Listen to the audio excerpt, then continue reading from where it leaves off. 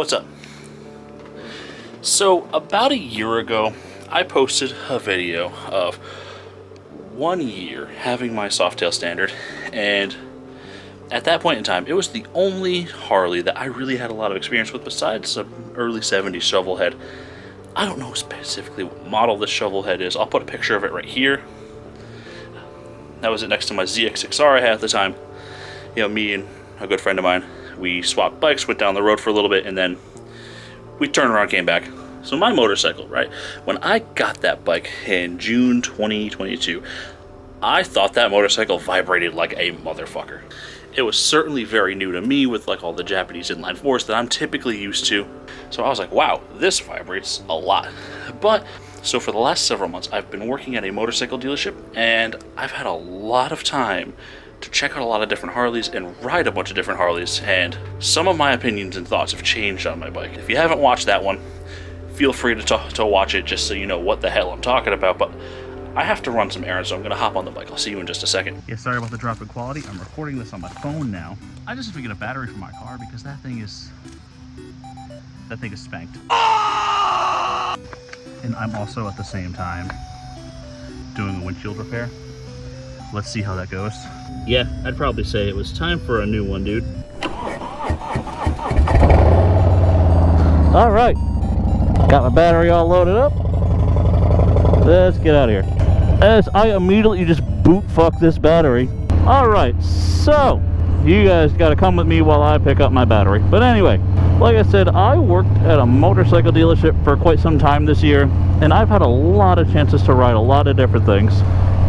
One of the last things that I said in my last video about this motorcycle right here is I thought it vibrated a lot. And I learned that is not the case at all. I've gotten a lot of comments saying things like try Evos or shovels or anything of that nature, right? And all of you guys are absolutely correct. At this dealership, I've gotten to ride Evos and shovel heads and twin cams, Softail Standard, Fat Boy Sportsters, Springers, touring bikes, road glides, like new bikes, old bikes. Because yeah, this motorcycle is incredibly smooth after I've been able to really learn a lot more about Harleys.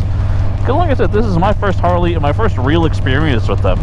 So it's really helped shape my perspective a little bit, being able to ride other motorcycles and know just how much these bikes have advanced. I still think the factory seat is hot garbage on this motorcycle. I have a CC Rider step-up seat on this bike, and it's a very inexpensive step-up style seat. It's like, when I bought it like last year, it was like 180 bucks. But you compare that to like, you know, $600 for a lot of the settlement options. It's not bad, but the seat's been great. One thing I really have learned about this motorcycle since then is just how much of a difference having a good tune on your motorcycle would be. Like, I switched from the Vansenheim short shots on this motorcycle to having a Two Brothers competition 2-in-1, and it's a night and day difference. Along with the Power Vision tune, I've got better fuel economy, and it is just comfortable. Like, I'm in 5th gear, it picks right up no problem, and it brought the bike right to life. I still think the bike is incredibly nimble. I'm not really going to lean it too much because I have a battery bungee cord to my back seat, but yep, it's still there. But I've been able to learn how to do longer distance with this thing.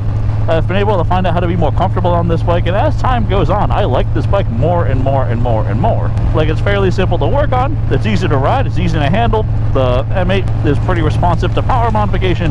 I still think this is a fantastic bike. I was definitely wrong about the vibrations on this motorcycle, and like, without having an aftermarket cam in the Milwaukee 8, I think the twin cam engine, stock for stock, sounds better. That's just personal preference. However, the Milwaukee 8 obviously has the edge in most other categories, you know, power, fuel economy, just being a more efficient engine, all sorts of things like that. One of my favorite motorcycles Harley has ever made was the twin cam Fat Boy Low, like the late 2000s, early 2010s, around that time period. It is just such a good looking motorcycle, and also like a set of pipes on a twin cam just sounds so good. But yeah, I myself am 5'10", and I have short legs. I buy 34 waist, 30 inch inseam jeans, And I find this bike to be very comfortable to sit on, especially with the mid controls. One of the things I really like about this bike is just how wide the aftermarket is. I've had so many different ideas of what I want to do to this bike that all have changed based on my needs and based on other motorcycles I may or may not currently own. Alright, let's get myself that battery. Sometime later. Alright, battery obtained. Got a belt for my Honda Element. Aqua's in there. Hell yeah. Yeah, I come to the store more often than not on my motorcycle because all of my cars are giant heaps of garbage. But yeah, there's just such a wide aftermarket for these motorcycles. When I was shopping for this motorcycle, right, one of the other motorcycles that was on my radar was the Kawasaki Vulcan 900 Custom, and I think it's an awesome bike. It looks cool, sounds good, reliable. Like, one of my main problems with that motorcycle is it hasn't really been updated too much since 2006. It doesn't have a 6-speed in this day and age. And the aftermarket isn't really quite as good. Now granted, there's a whole slew of people who do like bobber kits and stuff like that for those things, but not as much off the shelf as, like, say, a Harley. You can go to damn near an AutoZone and find something for one of these motorcycles. Like, for instance, if you buy a Softail Standard and you're like, damn, I want to make it into a touring bike, you can do it. There are hard bags from aftermarket manufacturers. There are manufacturers such as Advan Black that are making brackets to fit factory, like, road glide bags on these things. Now, since this year, Advan Black's also making, like, you know, the Lowrider ST fairing available for these bikes as well. There's so many options. Softails are super modular and interchangeable parts from other Softails. So it can be quite overwhelming as to what you want to do to make yours the one you want. But so far, every part that I've installed on this thing has been incredibly easy. Like, even doing the exhaust twice on this motorcycle, it really was not bad at all. Just about every answer you need, somebody has figured out. Overall, I still have very, very positive thoughts about this motorcycle. It is a capable and nimble and well-balanced motorcycle. It feels really great to ride around. I find it comfortable, it's spirited. Like, okay, one of my little nitpicks is, like, there's some stuff that just looks a little cheap on it. But, again, Harley's trying to meet a price point with this motorcycle. They're not trying to make this motorcycle $20,000. Like, okay, like, I kind of wish that they, on the engine, right, I kind of wish that they went with the machined fins, because it would just look so good. I want more chrome on this motorcycle. Working at this dealership has made me love is chrome, because it's so, like, if you take care of it, it lasts so long. If I went through all the motions again, was presented with the option to buy this motorcycle again, I would 100% do it. I think it's a fantastic motorcycle. Now, I'm not a reviewer. This is just my own personal motorcycle that I talk about.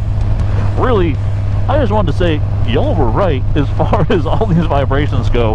Holy shit. I feel genuinely blessed to have an M8 motorcycle as, like, my main functional motorcycle. Because it is smooth, it is responsive, it doesn't give me any issues, it is comfortable, it is reliable. Like, the one issue I had with this motorcycle is I got a charging system code, right? And motorcycles they don't typically like to charge if the motor's not working. So I pulled up to a Taco Bell, right, for breakfast. Turned off my bike so the people on the speaker could hear me. That didn't work. So I turned it back on, I rode it into a space, door was locked. Okay, sweet. Got my bike, turned it back on, rode across the street to a Burger King. And that's where I got my breakfast for the day. Then when I turned the bike back on at Burger King, I had a code for the charging system, but there's some sort of tomfoolery where you can go through the buttons and diagnose and clear codes right from the bike. That is really cool. Like, I didn't think that you could do that on something with a screen that is like 3.5 inches long, but you can. But anyway, that's where I'm going to leave you guys. Hope you guys have an awesome week. I will see you soon.